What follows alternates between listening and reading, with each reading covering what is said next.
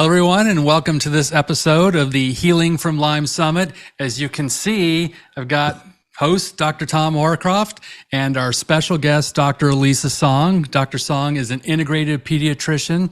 She's the founder of Healthy Kids, Happy Kids, and she's also a mom. So, Dr. Song, thank you so much for joining us. Thank you, guys. We've been chatting offline, guys. So I know Darren and Dr. Tom and Dr. Darren for I don't know how many years, right? This is such an honor. A while. Right. Let's not date ourselves just yet. Doing all the work. So we're here to share some good information. Well, you're a pediatrician. You've got so much experience of, dealing with all the issues of kids, including Lyme disease.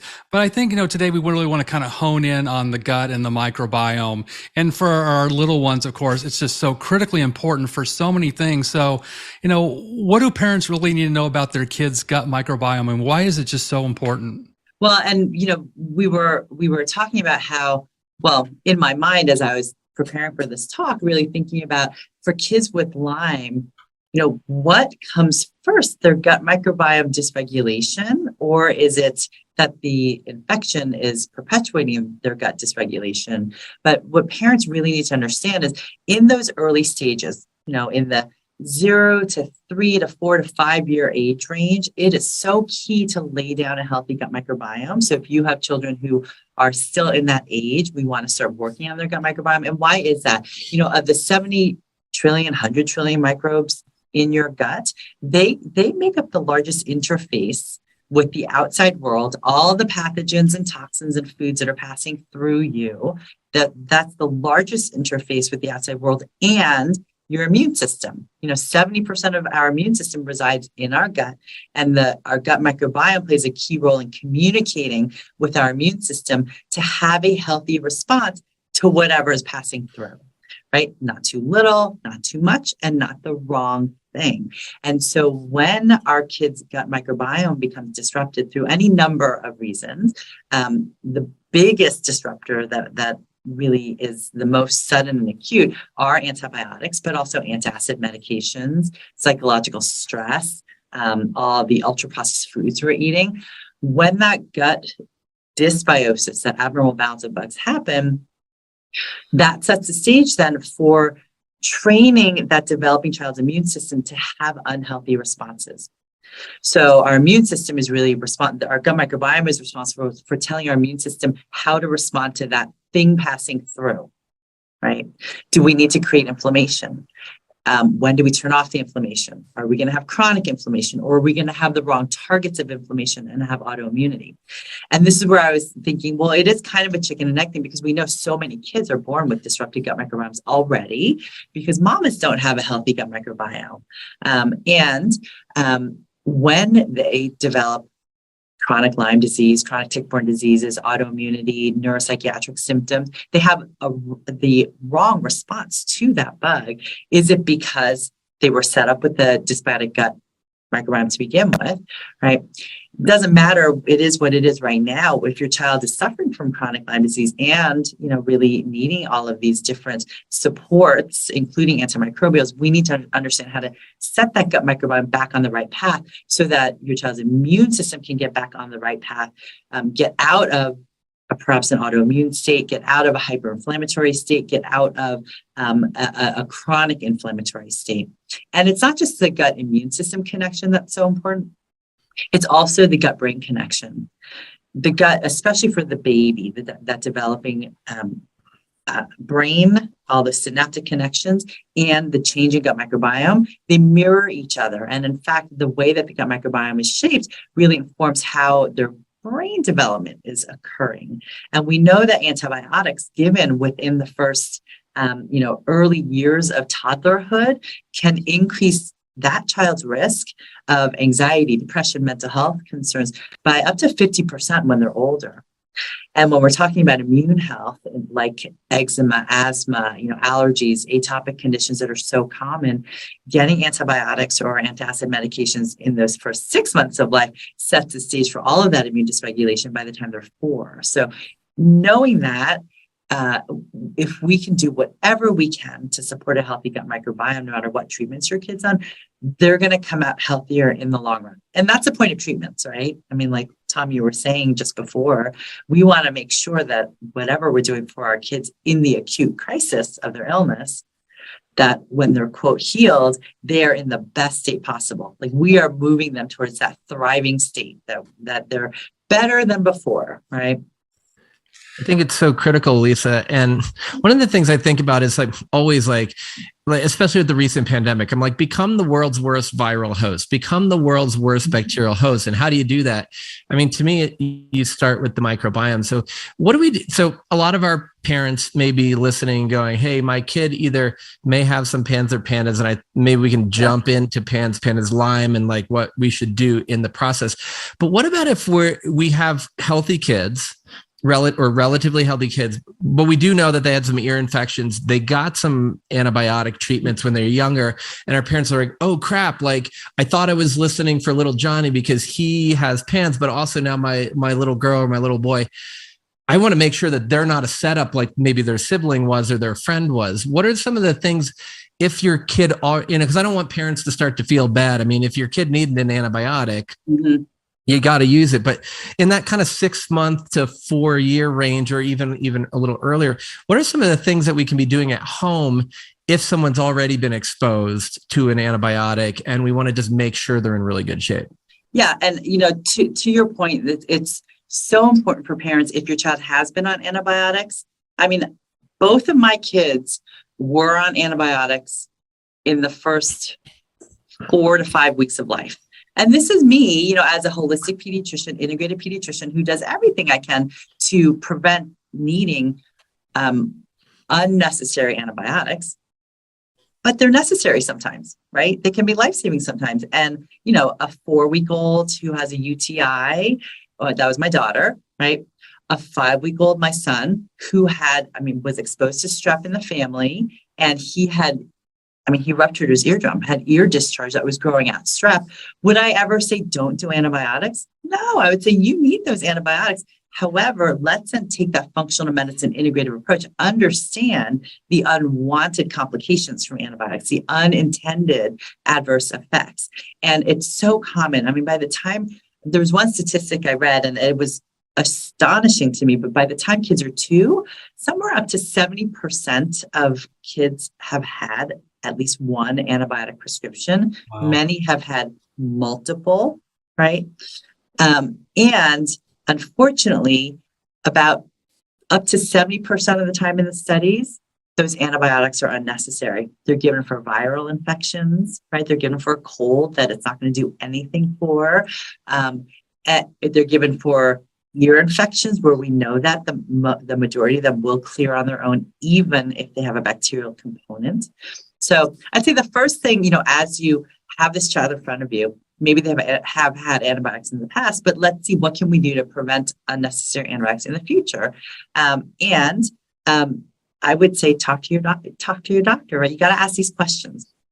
I have a list of questions that I give to parents on what to ask to know whether or not the antibiotic is necessary. Because this research paper was also astonishing, right? The more you dive into the research, the more you're like, what? So this paper showed that doctors, right, are more likely to prescribe antibiotics when they believe that the patient expects or wants them, even if that doctor doesn't believe that there's a bacterial infection and doesn't believe that the antibiotic is going to be effective, right? So simply by you asking the questions, hey doc, is this really necessary? Not in a combative way, not in a, just saying, hey, I'm just wondering, is this really necessary, right? What would happen if I waited on taking the antibiotics, right? Is there anything else I can do besides these antibiotics? Just by opening that door, that physician, if they believe that the chances are this is a virus, they're more likely to step back and say, yeah, you know what, we can wait and watch and see. Or if you have amazing doctors like Dr. Darren or Dr. Tom, or you have a holistic pediatrician here, you can try homeopathy or herbs or, essential oils, acupuncture, these different tools, right?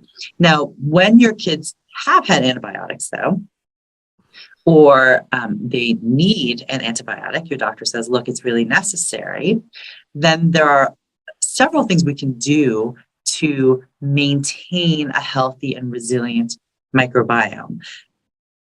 Part of it, a little bit is about giving probiotics. Okay, that's the thing that a lot of people think, oh, I'm just going to throw, 100 billion, 450 billion, 900 billion colonies of probiotics, at my intestine or my kids' intestines when they take an antibiotic. And yes, that can be very helpful. But what's fascinating is this one study that looked at a cohort of people who had antibiotics, and they separated them out. One group did nothing, right? They just kind of took the antibiotics and waited and watched and saw what happened. Another group was given probiotics, and the other group was given a fecal transplant. The quickest recovery was in that group with the fecal transplant, but not everyone's going to get a poop transplant, right? The slowest microbiome recovery actually occurred in the group that received the probiotic supplement. Now, there were a lot of problems with this study. I mean, there were a lot, the probiotics were not given with prebiotics, and, there are other factors. I still think probiotics are an important part, but it just goes to show you, it's not the only thing we should be doing.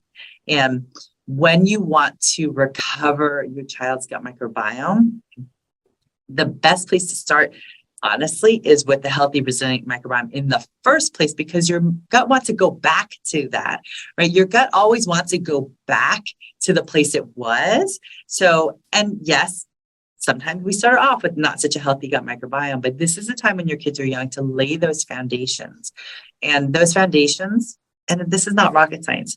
None of this is rocket science, but, starting with food as medicine, and also understanding what food is really poison to your microbiome, getting in all the, this is kind of cliche, but get those rainbow phytonutrients, get in your fiber. We have a huge fiber deficit in our country, right? I think, if all adults in America ate one apple a day, that's like 3 grams of extra fiber a day, I think we would be saving like $80 billion of healthcare costs, right? Due to constipation and functional abdominal pain, right? So it's just getting up that fiber. And of course, fermented foods. Hardly anyone eats fermented foods. So that's where we look at what can we get in. But we also, in our ultra modern, ultra processed world, we have to understand all of those FDA approved food additives, they can directly trigger leaky gut. In fact, food emulsifiers, those are the things that keep your ice cream from getting into a goopy mess, right?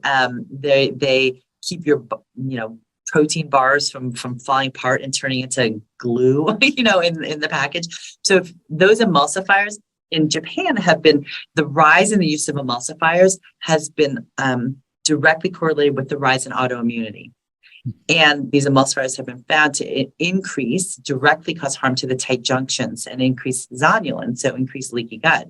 And in fact, these emulsifiers are actually FDA approved in quantities known to be unsafe in the ready-to-feed liquid infant formulas. I mean, this is it's horrendous, right? That we are not aware of this. But now you have the opportunity to become aware. So when we're looking at foods like any packaged foods, and I'm not saying never eat out of a package, but just understand we want packaged foods that are clean, that don't have all of these chemical sounding names, that don't have the food additives. Get clean, few ingredient packaged foods. And the example I give, I'm sure, Tom, that you guys don't have Takis in your home, right? Talia probably has never had Takis. Never even heard of, yeah. So, yeah. So, and Darren, have you had Takis?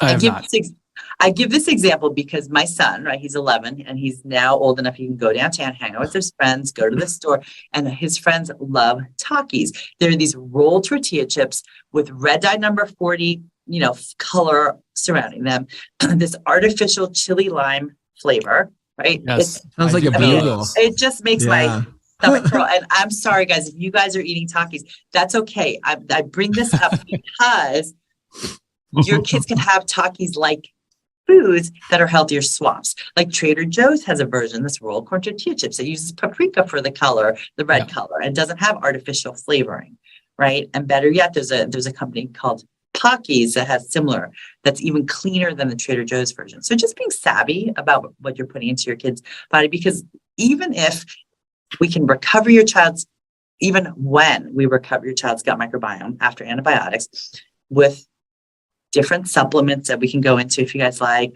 prebiotics, probiotics, they still need to maintain that. And the only way to maintain that is through, getting a gut-friendly diet in place, also a gut-friendly lifestyle, right? We know that psychological stress can, really harm the gut microbiome as much or maybe even worse than any food or inflammatory factor that you can put in.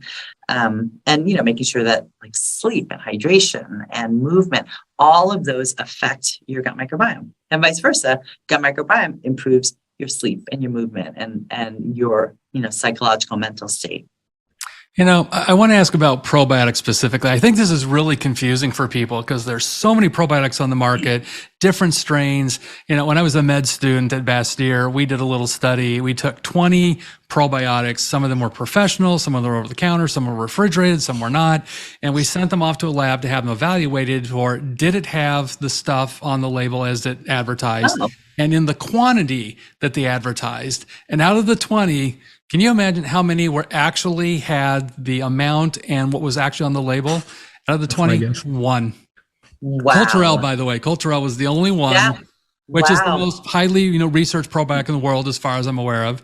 But that was it. But it kind of, feeds into this thing. It's like, people are spending, a lot of money on, I think the thought is if it's got more colonies, it must be better, which isn't true at all. So, what are your thoughts on, how do parents, help pick a good probiotic for their kids? And I think that varies too on age, right? It totally varies. Yeah. And this is where, I have not found a probiotic supplement that I love, which is why I have a few different ones in my office, which is why it's my mission to create one, for kids that is really going to be worthwhile. But it does depend on age. In the 0 to 2 to 3.5 year age range, the first 1,000 days, let's think about, that first 0 to 3. Bifidobacteria species are really the most important. It's all of these butyrate producing species. And so you want a probiotic that is very, very high in different Bifidobacter strains. And here's the thing, when we talk about probiotics, it's also really important to have, ideally, the specific strain. So have a strain specific probiotic for the indication that you want. There are some specific strains of Bifidobacter and Lactobacillus that the research has shown support gut microbiome recovery after antibiotics. Even some of the spore-based probiotics, like some of the Bacillus species, but even then there are specific strains. And it's hard to know sometimes because you'll pick up a bottle and it might say, Lactobacillus acidophilus. Well, there are a ton. There's like the NCFM, whatever, 09. You'll see all these different ones. So you can ask the manufacturer, do they have those, can they tell you what strains are in them? But to be honest, imagine the 100 trillion microbes in your gut. And every single day, it seems like there's another benefit of a particular strain being identified.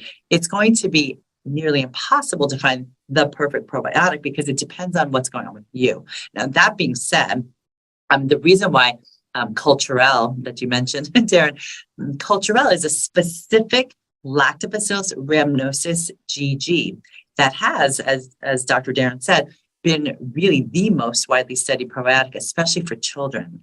And in fact, that particular Lactobacillus rhamnosus GG was found to be effective if moms took during the 3rd trimester and for the duration of nursing, if they had a family history of eczema, asthma, and atopy, to significantly reduce their baby's risk of developing atopy. And they took a cohort of babies 0 to 6 months of age, gave them Lactobacillus rhamnosus GG, this Culturelle, and followed them out. It was a small cohort, but they followed them out into their teen years. And there was, compared to a similar cohort in the population, none of those kids developed ADHD, none of those kids developed autism, right? So, but Lactobacillus rhamnosus GG, that particular strain is held really tightly, the patent, by this company in Denmark, I believe, called Christian Hansen. Super quality controlled, they culture out all of their Lactobacillus GG. And it'll be interesting to see now that the patent has lifted, other companies have Lactobacillus GG, if it's going to be the same effect, right? But that being said, so for babies under 3, you want more Bifidobacter, some Lactobacillus. And then as they get older, over 2 to 3 years of age, your child can take the same probiotic as an adult. I mean, it takes on a very adult-like pattern. So if all of the kids in your household are over 3, then you can all take the same probiotic. And given that there's not one that's ideal, what I look for is, especially when we're trying to recover the gut microbiome, one that has as many different strains as possible. So, antibiotics, if you imagine, they don't care what they kill. They don't care if they're killing strep or Lyme or your gut bugs. They're just going to wipe out everything. Right. So almost all of those good gut bugs. And what's interesting though, some antibiotics like Cipro, and I'm trying to think in the studies what other antibiotics were looked at, they seem to preferentially kill the beneficial flora and actually support growth of, abnormal flora, like, some of the Clostridia species we don't want. And we know, that's why C. diff can be common after antibiotic, lots of antibiotic rounds. But many, many species, trying to have a multi-strain probiotic. I do recommend prebiotics for most, for most kids, unless they have certain strains like Klebsiella or Citrobacter, I might be a little careful. They now have human milk oligosaccharide analogs, these HMOs, that are found in abundance in breast milk. The most common HMO in breast milk is 2FL. There's another one called LNNT, and there are many, many of these human milk oligosaccharides that now some formula manufacturers are actually putting into their baby formulas, because the benefits of these HMOs, these human milk oligosaccharides, to act as prebiotics, to support the growth of all of the beneficial bacteria that we want babies to have is tremendous. And even for adults and older kids, there have been benefits found. So I've been looking for probiotics that do have this, 2FL, LNNT. There's a couple of others. They're not that easy to find, but if you could find them, that would be ideal for your kids under 3. And then for your kids over 3, then looking for, inulin is one of the most commonly used prebiotics, but there are some that have really good studies behind them, like, XOS, the xylo oligosaccharides. There's one called the Microbiome X, that the benefit of this prebiotic is that it supports the production of butyrate. And for a lot of people, they've heard of probiotics. They're not so familiar with postbiotics. And postbiotics are the byproducts. If you have this probiotic here, this little bacteria, and they're munching away, fermenting this fiber, these prebiotics, then they produce these byproducts like butyrate that have tremendous metabolic and immune and brain benefits. And some people think that's why fermented foods have such benefit, because of all the postbiotics that are in those fermented foods. So this Microbiome X prebiotic supports butyrate production. You could take butyrate. I'm seeing some probiotics that now have butyrate in them, and then some supplement companies that have butyrate supplements. For kids, it is almost impossible to give them a butyrate supplement unless they can swallow pills, because it is stinky and it does not taste very good, right? But if you can get in butyrate producing probiotic strains and also prebiotic support butyrate, then even better. Well, that's a great point. I think I'll just add, like I said, not all probiotics are created equal, and often you get what you pay for. I warn my patients about be careful with buying probiotics on Amazon in particular, just because a lot of their warehouses aren't climate controlled. I know I was talking with my friends at Allergy Research, because I created some supplements for Lyme disease with them, and their agreement with Amazon is that the supplements have to withstand 180 degree temperature, because they have some warehouses that are out in the middle of the desert. Yeah. And I guess they're not climate controlled. And if that's a probiotic, that's probably not good, considering a lot of these have to be refrigerated. So just be careful about where you're sourcing your probiotics to. Yeah, that's 100%. Because when you're looking on Amazon, and then, Amazon's amazing, right? I have a friend who moved to Portugal, and I said, what do you miss the most? And she's like, Amazon. Because it's, during the pandemic, most of us, many of us, we lived off of our Amazon shipments. But unless the manufacturer has their own online store, right? Like I might buy something from Designs for Health on their Amazon store, because I know that there's more control over how the supplement is stored and shipped out, and expiration dates are checked. If you're buying from like Judy's health food store and they're carrying, I would really avoid that, right? Because you don't know, as Dr. Darren said, the storage and sometimes I've had parents say that the expiration date looked like it was a little funny, like maybe a little adulterated. So you just have to be careful with that. So what about kids that are on herbals? We kind of expect if you're on, amoxicillin, augmentin, doxycycline, there's going to be some collateral damage to the gut bugs. But, a lot of our kids, we're using herbs to treat Lyme disease. Is your feeling that, people on herbs should still be on probiotics? Yes. Now, I have seen kids who have been on multiple herbals, herbal antimicrobials that are have a significant amount of gut dysbiosis from being on herbal antimicrobials. Now, herbs, I think, though, when they work for infections, and I use herbs too, for kids who have bronchitis or ear infections or whatever it is, they have so many other benefits, though, right? They have, the whole plant, and, there are going to be some phytonutrients in there, antioxidants, and there's a synergistic combination. So, by far and large, herbal antimicrobials, I think, would be are preferred when you can use them as part of your treatment regimen. That being said, they can still cause gut dysbiosis, right? If you look at, I've been using a lot of thyme this winter, for the respiratory tract, but it's a great antibacterial, antifungal, antiviral. Well, that's gonna, it can help for bacterial ear infections. I've had it be helpful for kids with strep, but if it's going to kill bacteria, it's going to kill your gut microbes too, potentially. So you just have to be mindful of that. And the question I get too is, when you're taking probiotics, now, of course, for kids who have PANS or PANS, or kids who have chronic Lyme or tick-borne infections, it's not just a 10-day course and they're done, right? They're going to be on these regimens for a prolonged period of time. But let's say you have a kiddo who is on a 7-day course for bronchitis, or a 10-day course for an ear infection.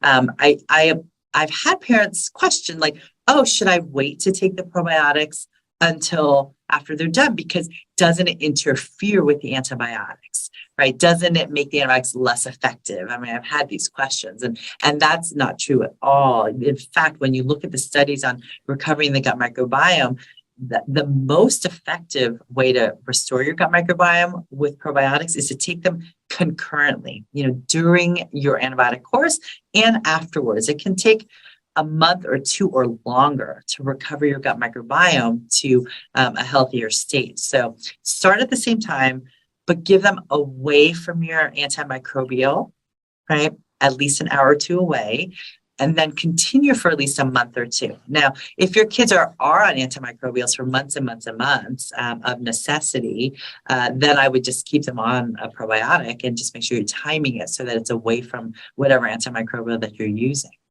I think that, Elise, it's a great point, because so many of the people I see, they need to be on their antibiotic or their herb. And I'm like, bare minimum 3 or 4 months. And if you've been on 6, 8, 9, 12 months, it's just like, we need to be doing a lot of stuff for your gut afterwards. I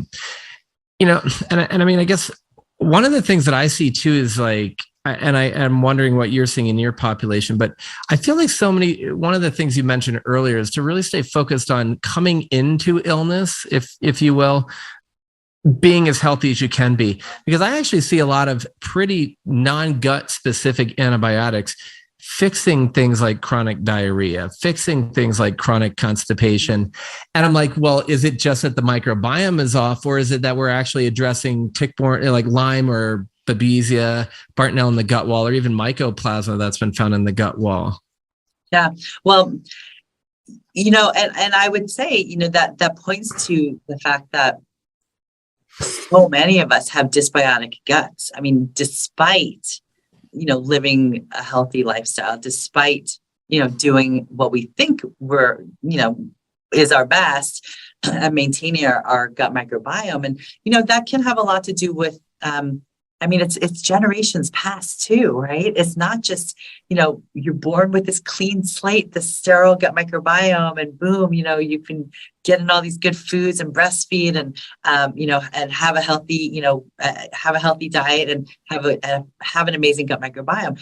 It's still, we carry that imprint of, our mothers and our grandmothers and even our grandfathers' gut microbiome. I mean, it's fascinating.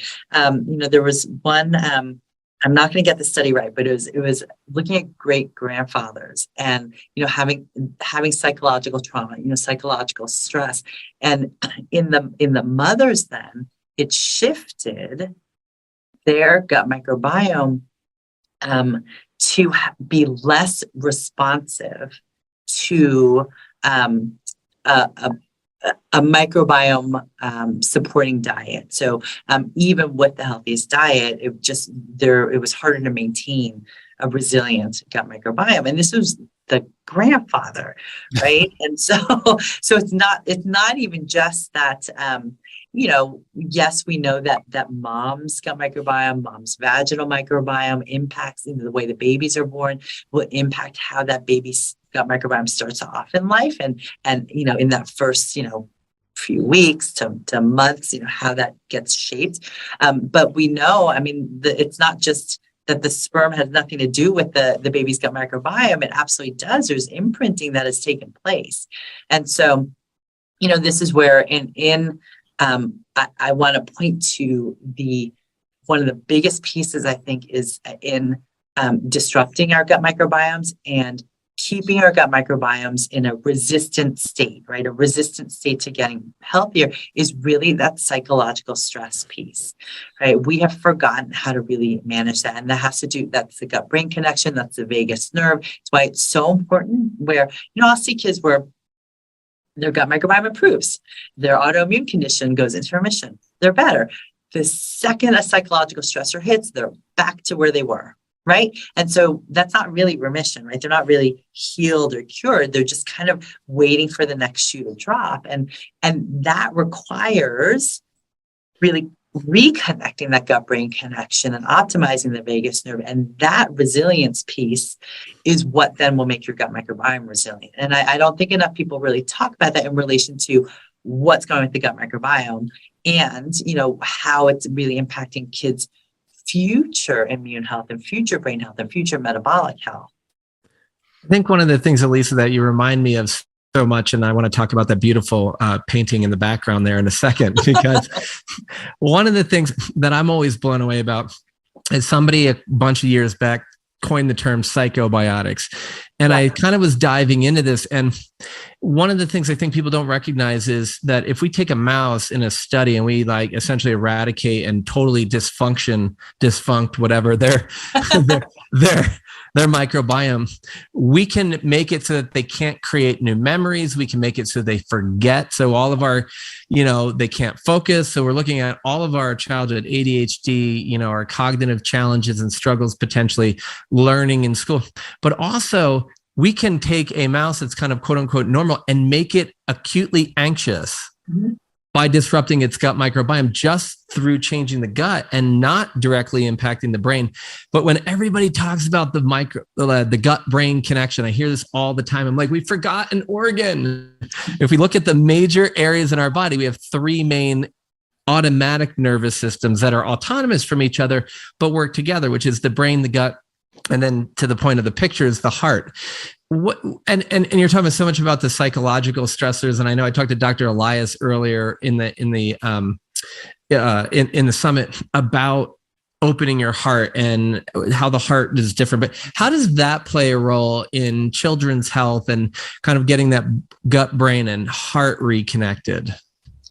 I mean, I think it's everything, right? I think that is, one of the missing pieces for our children. And, frankly, because we as adults, we've forgotten how to, be heart-centered and really manage our stress in a productive, healthy way. What I've been showing kids and teenagers lately, because of course we're in this mental health emergency, this crisis for kids, there's something, in our world, stress has become the next 4-letter word, right? It's like stress is something you got to get rid of stress. No stress is good. I want to live stress-free. And I'm like, that is probably one of the worst things you could do, right? Because it's just like the word inflammation. It is not a bad thing. It's only bad when it's too much or too little or wrong, right? But our body needs inflammation to recover, from an acute stressor. And we need stress to mount that immune response, to mount an alert response in our brain, and then to recover and get back into a state of higher resilience where our cells remember how to do that again the next time with the next stress, right? Because of course we're going to be stressed with life and stress. So I was saying, I show this curve. It's called the optimum performance curve. Have you seen that? It's great, right? It's this bell-shaped curve, right? And up on top, performance goes up. Okay. Stress goes down to the right. Okay. Am I looking the right way? Should I go like this? Yeah. The other way I think worked. It's all good. Okay. We get it. So performance, levels up, stress levels higher to the right. Okay. Or, this way. And so then we have this peak performance curve like this. On this end is very low stress. Okay. Hardly any stress. Your life is easy. You're doing everything for your kids. They don't need anything, right? They don't need to pick up after themselves. They're happy, they're upset. You make everything right for them, right? In this area, it's low performance. You develop indifference, apathy, depression, and anxiety, right? And then we get a little bit more stress. And what happens? You have that deadline due, you have a project you're working on, you have things on your mind, and you go into that alert state and you start to perform better.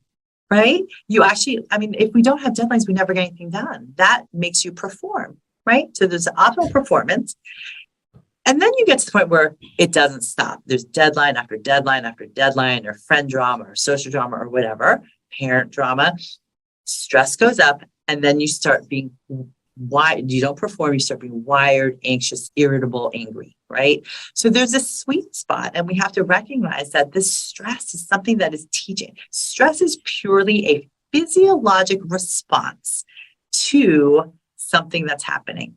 And when we look at it that way, we can say, all right, so this physiologic response, I don't need to avoid it, right? What I need to do is figure out what thing my body or brain is saying I have to get done and accomplish it, and then get back down to, an equilibrium, right? Where I'm managing that stress. What most kids and parents do right now, and kids do this because they learn from us, is avoid stress. Avoidance is the number one way that we have learned to manage stress. And because we think we shouldn't have stress. So I'm a little stressed. I must be anxious. Well, if I'm anxious, maybe I have anxiety.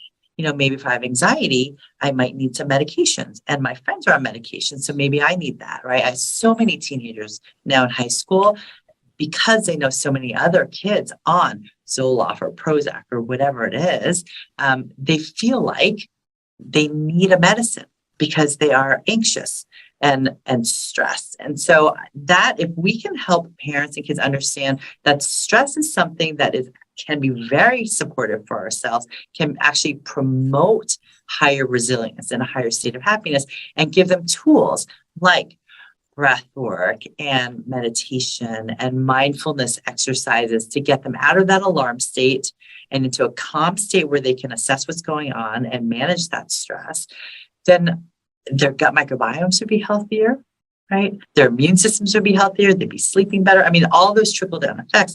And I think that, and it doesn't cost any money to do that, right? This is something free that everybody can do. And so, that's where that is really, for kids who get better, get worse, get better, get worse, you got to work on that piece of it, right? That, heart, mind, body, stress connection. I think, one of the things I think I've struggled in my practice, especially, kids with Lyme disease, kids with chronic illness, they're stressed. They don't feel well. Like, I'm 10 years old. I'm not doing all the things my friends are doing. But how much of this is really a family dynamic problem? Because like you said, they're feeding off the parents' stress. Of course, the parents are stressed because they got a sick kid. Yeah. So how do we help navigate, we're kind of treating the parents and the kids at the same time, because, that symbiotic relationship, and how the parents are connected with their children, it's so important that, if parents aren't doing the work, they want to expect the kids to do the work. It just doesn't seem to work out as well. So it's almost like, everyone kind of needs to be on board and helping, deal with stress in a different way. Yeah. I mean, we are, it's moms and their kids are connected literally, by we each carry each other's cells, right? In our bodies forever and ever and ever. But even dads and their kids, there's an energetic connection, and it's a very real connection. And, it's just like when you have your newborn baby, right? And they're a little cool. You don't know what temperature they are, right? But your body automatically, if you're holding them skin to skin, your body will automatically heat up. Your temperature will raise so that your baby's temperature gets to a normal, healthy temperature. This is, papas and mamas and grandparents too, right? How do we do that, right? How are we that connected? But we are. And all of us have felt this, right? If you, you walk into a room and let's say your friend or your partner is next to you, and you can, if you're in that moment with them, you can know exactly what they're feeling without them saying a word. If they're stressed or they're sad or they're pissy or they're whatever it is, right? They don't even have to say a word. Maybe they have a neutral expression on their face, but you can feel that energy vibrating, right? And same thing with your kids. I mean, they're going to pick up immediately. And if you don't believe that they're going to get better, right? That's another big thing, right? If you have that fear that nothing's going to work, and you are not taking care of yourself so that your brain is always, always going, and you're up all night doing the research on, searching Dr. Google for an answer. You're not eating well. You're just, everything is for your kid. That is not for your kid. That's not, right? That's not serving your child, right? So this is where, a lot of times I have to, it's often the mom, right? I have to have the dad say, I don't care what your wife is researching right now. At 10 o'clock, take their phone, shut the computer down. It's time to go to bed, right? And just really, because then you will be present to serve your child. And let's face it, we all share our microbiomes, right? When you kiss your kid, when you drink out of their water, psychological stress can change your gut microbiome within like 48 hours. Right? Just that stress alone. It goes the other way, right? We're talking about psychobiotics, changing your gut microbiome can affect our mood. But just being in that constant alarm state, your microbiome is not going to be healthy. The next time you kiss your child, you might be sharing an imbalanced microbiome. And it's, we just want to, how can we support the whole ecology at home so that your child can get well? And you can get well as a parent. Oftentimes parents also are suffering from their own chronic infections. I think one of the really interesting pieces for me raising a young human being at the moment is the world, like you touch on, so much of the world wants to label normal experiences as abnormal, like to your point about stress. And it's frustrating because it's like we think that people who are posting about their experience on social media, whether it's positive or negative, that's their whole life, right? And so I find that challenging. And to your point on like the parents, I think, Darren and I have gone to some trainings together. We worked with Michael Burnoff and a bunch of other people, like just people who kind of like are in your face. And this is one of the things I think we want to do, Elisa, with our summit is be a little bit in people's faces and really challenge them to understand that as a parent or as a spouse, your influence over your partner or your children, just your actual physical, not the epigenetics you've been talking about or the I kiss you and you get my microbiome, but literally just like the energetics of living in a field together. Even if your kid's 13, 14 and giving you the bird and they are in the other room they're on the other side of the wall going like this. They are listening to everything you say, just like your partner is. So like they know when, like you said, when you're full of crap. And like I just say, like, if I make a mistake, I apologize. If I'm having a bad day, I say, look, like I'm in a crappy mood. You might want to ask me that question tomorrow. And I don't always succeed at it, but I think your point of like, because the point of like the psychobiotics can help your gut and change your mood, and a bad mood or a bad attitude can change your gut. A good mood can also change your gut. Yes, absolutely. And this is where, whenever I have this conversation, I can see for some of the kids and for some of the parents, a little bit of a tuning out, right? Because unfortunately, we, like even us here, right, as functional medicine practitioners, as conventionally trained practitioners, we've kind of trained parents and kids to expect that they need a medicine to get well, that they need a vitamin to get well, that they need a laundry list, a supplement list this long. And sometimes they do need that, yes. Yet they also need this piece, right? This energetic, mindful piece. And that's the piece that really most practitioners are not emphasizing is the best medicine that we can give. It is up there, maybe higher than any supplement we can recommend or any prescription that we can write.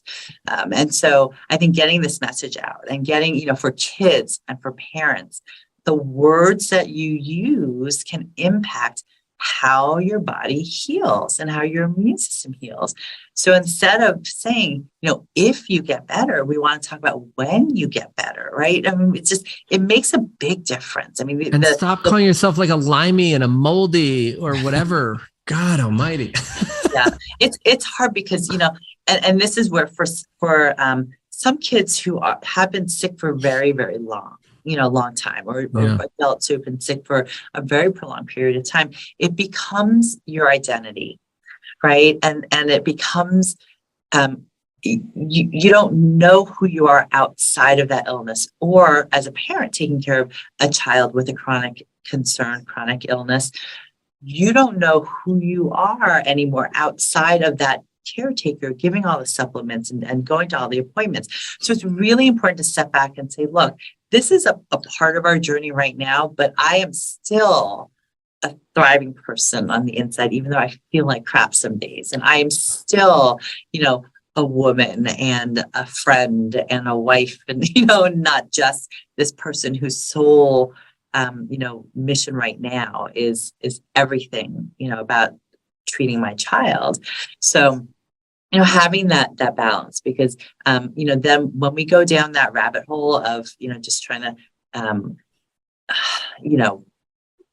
find the next cure, find the next thing that's going to flip the switch.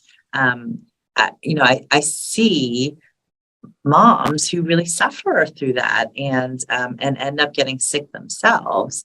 And when their kids are finally well, don't trust it, right? This is the other thing too, right? Once you are well, once you're in a place where you feel great and you feel vibrant and you've gotten back your health, it's then learning how to trust that you can stay there. Right. Because then I have parents who, really wrap their kids in a little bubble because they're just so afraid that every little thing is going to make them regress, make everything come pouring back in. And I get that trauma that you've gone through, but that has to be worked through, and a really important piece of healing. And it also goes to like your comment about like, turning off the computer and the research. It's like so many people are 100% clear that Lyme is not curable. And I'm like, who told you that? Because like, yes, Lyme may be difficult to cure if you're, if for a lot of different reasons. I think people should work with people who are experts and they trust. And if they don't trust their practitioner, maybe move on. But when we're trusting a Facebook group or a Google, search more than the live human being in front of us that we're chatting with, I mean, I just think it's something we have to just be aware of, that this does not necessarily serve us. When you're trying to know more than your actual doctor knows, all I know is that I spent like 27 years in a row in school. And then after that, we were talking before we started, how much effort you put into your book that's coming out, how much effort you put into the blog post you put out. And like, for anyone who doesn't know, like Elisa is like, there's a couple of different strategies online. One is to just send you a bunch of information here and there all the time. And then there's the Dr. Song approach, which is bang out like the world's greatest deep dive on a single topic, like at the beginning of COVID. Or what do I, like when I get an email from you, I read it because it doesn't come a lot. But when it comes, it's full of this really, really deep dive. And it's like, work with people like you, who are true experts, and then just go, I am so blessed. I'm so grateful to be with an expert who is doing the research for me, because I know how many soccer games you probably missed in order to do the research to write the book well enough so that it actually is your gift to the world, so that moms and dads can help their kids heal. And I think it's just so important to understand that, like, we know your kids are suffering. We know it's sucky. We know that you love them, but you staying up and doing the job of someone else is, like Dr. Song said, not really helping your child, because your child's insomnia may be because you're not sleeping. And it should certainly be everybody should be turning off their Wi-Fi at night if you have to use it. But again, it's like your kids are feeling it. Your partner feels it. Mm-hmm. So I just want to really bookend, highlight what you just said. It's just so critical in my experience to healing. And also as a father of a daughter who's 13, has at this moment and has gone through different things. It's really hard, because I will say at one point in her life, she had a fever that was 3 weeks in duration. She had been in and out of the doctor. Everybody's got their heads up their asses, and I'm not going to be nice about it anymore, because we told them what was wrong. They were like, oh, no. And of course, then she passes out, ends up in the ER with anemia and, low blood oxygen. They're threatening blood transfusions, but no one can get an IV line because she's all clamped down. And she had acute babesiosis 3 weeks, after a field trip. But nobody wanted, they were like literally would do every workup except for Lyme. So I get the pain and the suffering behind it, because eventually I had to be the doctor who said, no, it's actually this. I ordered the test and I was right. But I'm in a unique situation. Mm-hmm. But after that, I drove some of the treatment, but we also partnered with other doctors who were not supposed to be the acute pediatrician person. And I let them guide me, because I can't be objective, or as objective, even as a physician, as I'd like with my own family, because I love them so much. And so I'm just saying, like, take a step back. And one of the things you can do to love on your kids the most is to step back and actually just be their parent, and hire someone to be, whether it's through your insurance or you got to pay for it, just go to someone who kicks ass at doing this, because that will, and let them guide the ship. And then just, you make sure that they don't go astray, like too far away from your family philosophy. But man, love on your kids by giving yourself a break and loving on yourself first, so you can show up and actually be their mom or their dad. That's such a good point. And I will say, and I get it. I mean, if my kid were, chronically ill, I'm sure I would be, online looking up as many things as I could. And yet, as Tom just said, it's really important that you have a guide and a champion. And, there's not one doctor that's going to have all the answers for your child, probably, right? I mean, I work with a lot of different colleagues, and I would never say that I have all the answers for every single kid. That's just, and if anybody tells you that, I would find another doctor, right? Because not one person has there's so many different modalities that may be of benefit. However, you do want someone who can be your guide and your champion and help to organize all of that care too, right? Because I have some families who they see multiple practitioners, and I'm not made aware of a lot of what they're doing until a problem happens. And I'm like, well, I'm not sure exactly, what happened here. Right. And in terms of, DIYing your treatment or your child's treatment, I get that some families don't have access to an integrative physician, and it is so easy to order a lot of these functional tests now on your own.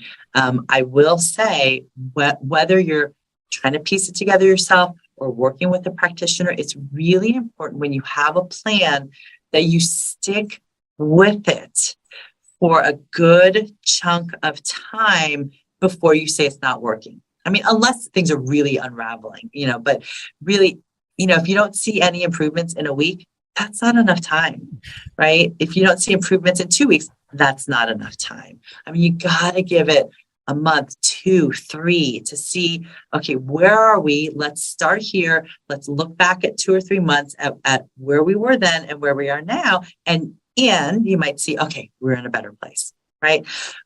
But just because something doesn't work instantly, I see too many families hopping from one thing to another without giving something a solid chance. So that's where I would say, it doesn't have to be me. It doesn't have to be, one of us. We want you guys to find a practitioner that you trust that and can be with you through the ups and downs, because, as we all know, sometimes you find the right treatment, but things get a little worse before they get better.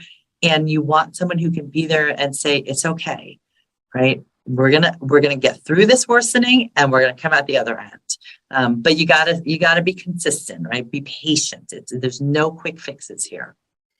Yeah, I think we are all in agreement on that point. It's like, it just, even with kids, with adults, especially with Lyme and these co-infections, these are stubborn critters. And, we're not just dealing with the critter, we're dealing with this whole plethora of immune dysfunction and gut problems and toxicity. And so, we're constantly, trying to figure out for you, what are the different layers of the onion we need to keep peeling back. And, everything we implement gives us more information. Your response, positive or negative, gives us more information about whether we're on the right track, whether we need to dig deeper, look at other possibilities.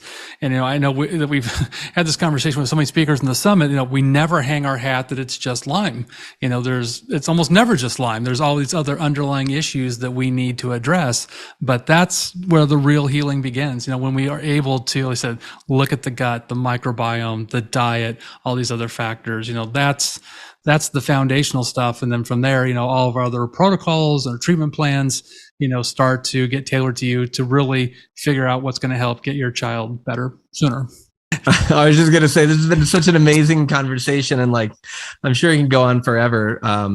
But it's one of these things where I think that so much of the reason we actually wanted to do this summit together and to bring Dr. Eliza Song in here with us is what we've covered here. And it's to actually give you back the power to help not only your child, but yourself to heal. Or if it's all of the things that we've talked about today are totally applicable to adults who don't have children, because we all have friends and family. We all have people we're interacting with.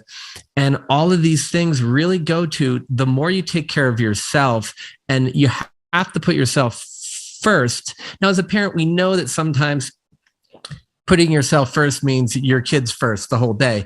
But if we're not feeding ourselves and our own hearts and nourishing ourselves mentally, emotionally, spiritually, and physically, how the heck can you show up as a 50% if you're just so stressed out on that far end of that performance curve that Dr. Eliza talked about, and you're all burnt out, how can you show up and actually model healing for your child? How can you even be there to help them with the stress that they're feeling from their protocol? So this has just been such an amazing and conversation, Eliza, and just so much gratitude for you being here and participating. It's always an honor to chat with you.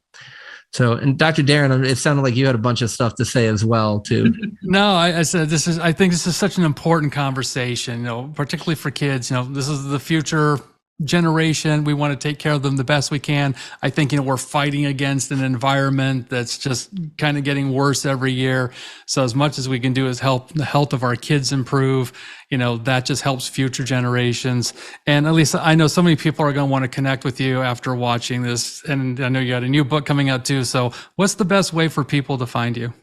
So the best way is going to be on my healthykidshappykids.com blog site. And also Instagram is healthykids_happykids. As Tom mentioned, I don't send out a lot of newsletters. I don't like fluff. I don't like filling people's inboxes with fluff. So everything I write is very purposeful and intentional.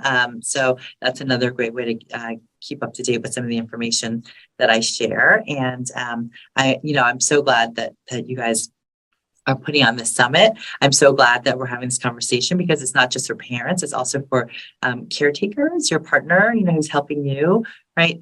We want to make sure, yes, we're in the business of getting your kid or, you well, but we also want to make sure that if you're the caretaker, that you are well enough that you can run around and be happy and do all the fun things when your partner, your kids are well, right? So think about that too, right? We want to hold this vision of where you as the patient and you as a caretaker want to be when the healing has taken place, right? Because you guys come together.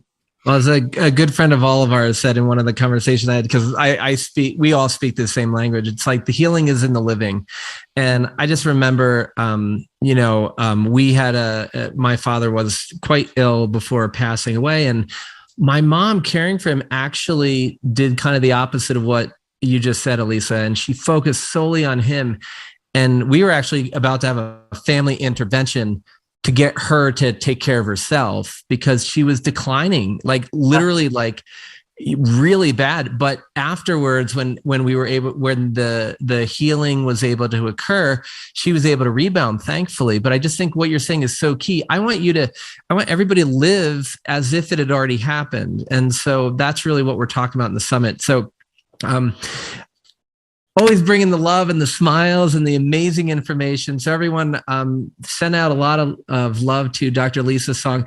And the reason I wanted to dovetail a little to that was healthy kids, happy kids, right? It wasn't like you separated both of those two words. Knowing you, the two words are very purposeful. So go check out healthykidshappykids.com. We'll make sure we have, if there's any new things from the time we're recording to when this comes out, it'll all be on our summit resource page for everyone. So Dr. Elisa Song, thank you for joining us. Thanks for having me, guys. It's been an honor, and I'd love seeing you guys whenever I can. So this has been my honor. And everyone, I'm Dr. Tom Moorcroft, and together with our co-host, Dr. Darren Engels, we'd like to thank you for being here with us for this episode of the Healing from Lyme Disease Summit. And until next time, just lead your life with love and lots of health and healing to all of you.